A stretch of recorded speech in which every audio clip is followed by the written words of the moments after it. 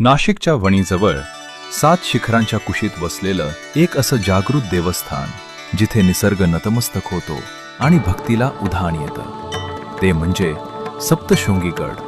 3.5 शक्तिपीठांपैकी एक महत्त्वाचं पीठ आणि कोट्यावधी भाविकांचे श्रद्धास्थान। असं मानलं जातं की जेव्हा देवी भगवतीने महिषासुराचा वध केला तेव्हा तिने या 7 शिखरांवर सप्तशृंग वास्तव्य केलं होतं। गडावरची देवीची मूर्ती सुमारे 18 फूट उंच असून ती स्वयंभू आहे। देवीच्या 18 हातात असलेली 18 शस्त्र तिची शक्ती आणि सामर्थ्य दर्शवतात। गडाच्या पायऱ्या चढताना आजूबाजूला दिसणाऱ्या खोल दऱ्या आणि धुक्यात हरवलेली शिखरे मनाला भुरळ घालतात। आता भाविकांसाठी इथे अत्याधुनिक फ्युनिक्युलर ट्रॉली सुद्धा उपलब्ध आहे, ज्यामुळे गडावर जाणं अधिक सोपं झालं आहे। गडावरचा शितकडा आणि तिथून दिसणारा खानदेशचा परिसर डोळ्यांचं पारणं फेडतो।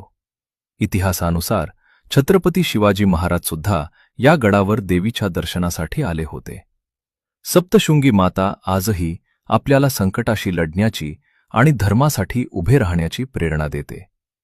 आई सप्तशृंगीच्या चरणी नतमस्तक होण्यासाठी एकदा तरी या गडाला नक्की भेट द्या। व्हिडिओ आवडला असेल तर लाईक करा आणि कमेंटमध्ये कुलस्वामिनी आई सप्तशृंगी देवी की जय लिहायला विसरू नका।